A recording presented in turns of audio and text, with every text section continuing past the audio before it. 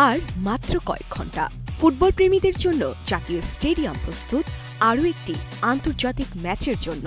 আগামীকাল ১৩ই November Asian cup কোয়ালিফায়ারের আগে নিজেদের ঝালিয়ে নিতে মাঠে নামছে বাংলাদেশ ও নেপাল। এই প্রীতি ম্যাচটি কেবল একটি প্রদর্শনী নয়, এটি কোচ ও খেলোয়াড়দের জন্য নিজেদের কৌশল ও সমন্বয় প্রমাণের চূড়ান্ত মঞ্চ।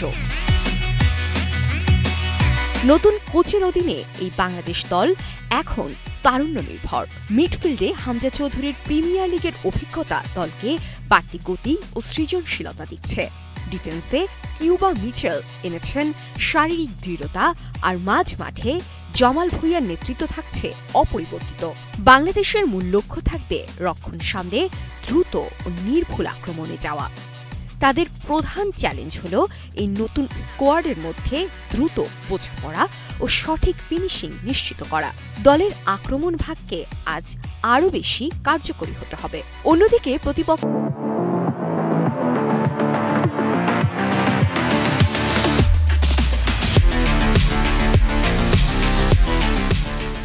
নেপাল সবসময় বাংলাদেশের জন্য কঠিন চ্যালেঞ্জ। সম্প্রতি তারা সুসংগঠিত ফুটবল খেলে নিজেদের সামর্থ্য দেখিয়েছে। তাদের প্রধান শক্তি হল মিডফিল্ডে শক্তিশালী পাসিং এবং উইং প্লে। নেপালের গতিময় উইঙ্গারদের নিয়ে বাংলাদেশের ডিফেন্সকে সতর্ক থাকতে হবে, বিশেষ করে দ্বিতীয় বল জয়ের ক্ষেত্রে। এই ম্যাচটি উভয় দলের জন্য নিজেদের দুর্বলতা দূর করার শেষ সুযোগ।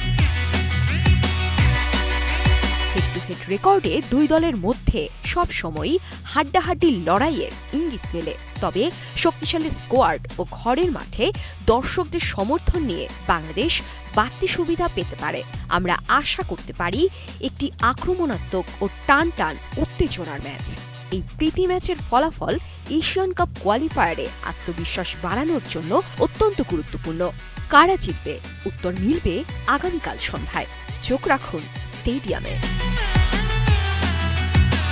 শাকিব ইসলাম, কালের কণ্ঠ।